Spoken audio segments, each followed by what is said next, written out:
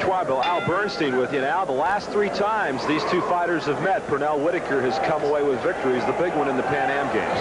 Pernell Whitaker, both these fighters southpaws, as you can see. Whitaker, a fighter with the style to give Herrera problems. He's careful, he's cautious, but when he unloads, he can throw good combinations and with pretty good power. Herrera, 26 years of age, Whitaker 20, and I think of all the U.S. fighters, Pernell Whitaker, really one of our top stars if you had to pick 1 or 2 out of the entire group. He is considered in his weight division to be a real solid bet to gain the Olympic berth, and I think could do very well in the Olympics. I think he is a very sound technician in the ring, and when he's on his game, is an excellent amateur. Of course, Meldrick Taylor and Clifford Gray also can work in that 132-pound classification, so the U.S. well stocked in that area. Herrera, a veteran at the age of 26, he's had over 12 years of experience, and he has faced so many of the top fighters. Again, fought Johnny Bumpus, Bernard Taylor, Rocky Lockridge, who now is the junior lightweight champion. He also fought Vinny Pazienza, a fighter that we've seen on ESPN. Yeah. Actually, in Bumpus, Lockridge, and Pazienza, he's beat all 3. He has beaten the entire Lou Duva stable of professionals. So Lou doesn't ever want to see this guy leave Cuba and become a professional. Absolutely. Absolutely. Herrera in the red. Whitaker, white trunks, the blue jersey, of course, for the United States. Norfolk, Virginia, attends Norfolk State University. And he's been boxing for 11 of his 20 years.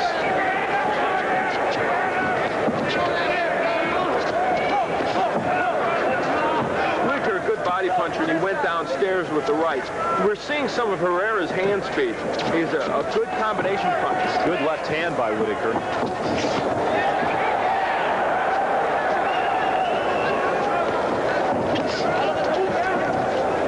Sometimes the lefties do confuse one another, don't they, Al?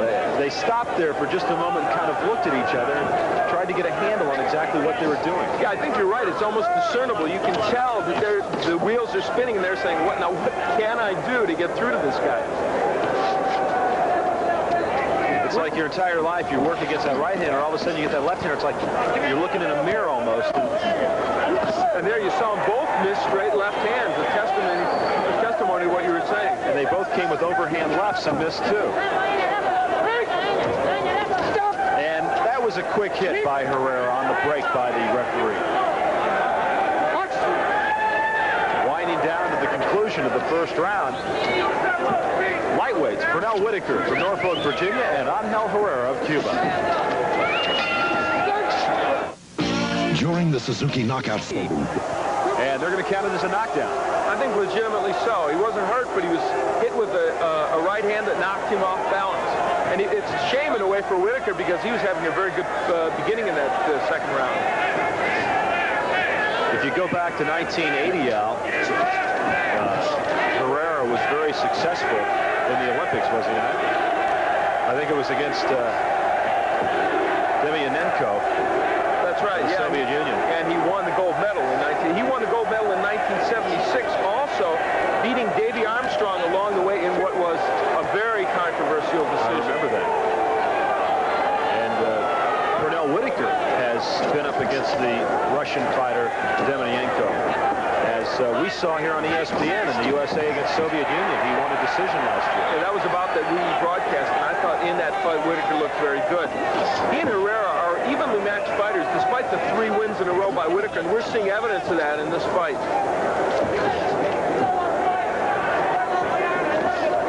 Although Pernell went down in this round, he's having a much better second round than he was at first.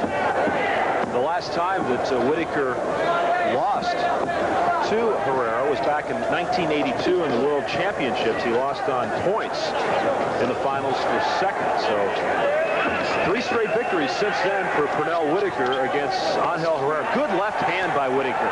Whitaker is starting to get not only a straight left in, but also a good right hook.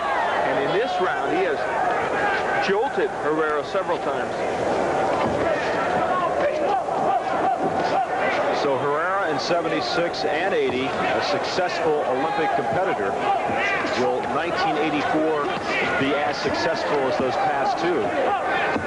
He is trying to win a 3rd straight consecutive gold medal, and his teammate Teofilo Stevenson, who we'll see later against Tyrell Biggs, did achieve that. And he's still just 26 years of age. Notice now Whitaker has really pulled his trunks down quite low. I don't know maybe if he felt he was getting hit low, but he made an effort to pull them down a bit.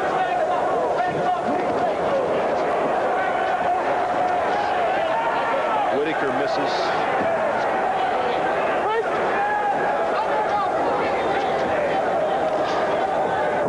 Pernell Whitaker trying to establish the jab with the right hand.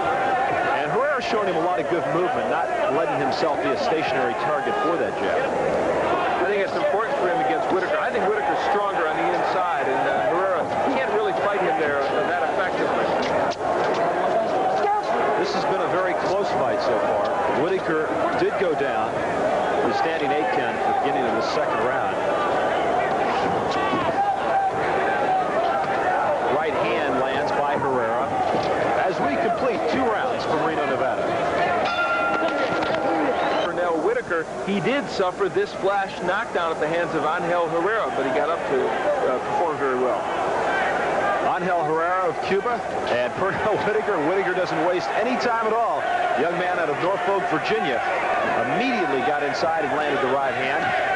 This is a close bout, Al. I would be hard-pressed to tell you who's ahead right now. You can make a strong case that Herrera won round 1 and Whitaker round 2, so things would be very much in doubt here in the third. Whitaker, though, has come out and been the aggressor in the opening moments of this, the third round. 132-pound lightweights, 2 guys that have met each other many times before, and Whitaker has won the last 3. Whitaker, at the age of 20, an experienced amateur, a fighter who I think is very close to reaching, at least as an amateur, his peak, and it's coming at the right time for him. You know, the Olympic situation is such that it's kind of like the playoffs in the pro leagues. You've got to peak at the right time. You can be winning as he is for years, but if you falter in those Olympic trials, then you're in trouble. Whitaker, 20 years of age. Herrera, 26. Herrera is married. Lives in Guantanamo. He's been boxing for 12 years. Whitaker, on the other hand, has been fighting for 11 years. He certainly has ring savvy. Good technician, but also is able to wheel and deal a little bit. Whitaker is effective when he's fighting not right off his opponent's chest, but reasonably close, because he can get that right hook cranked up, and he's got a lot of power in it. He's been looking for that left hook. He's been trying to set up the jab to set up that left hook, and Herrera's done an effective job of keeping him from that strategy. It does seem, though, when Whitaker can get off first, he is more successful than trying to counterpunch.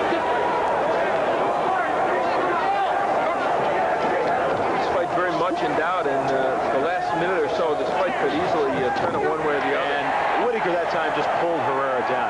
Now that's the thing about international boxing rules.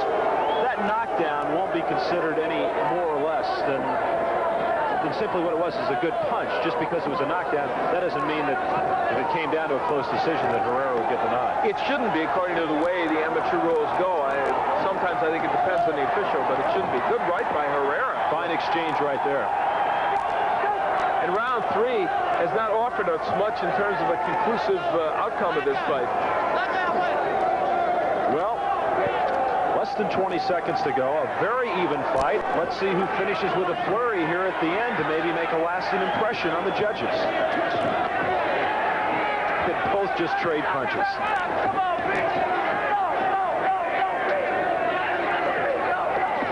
Pernell Whitaker of Norfolk, Virginia, Angel Herrera of Cuba, and that completes the third round.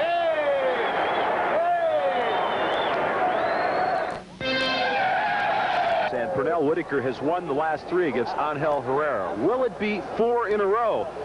It should be a close decision. Let's check it out. Ladies and gentlemen, the winner in the 132-pound class, representing USA.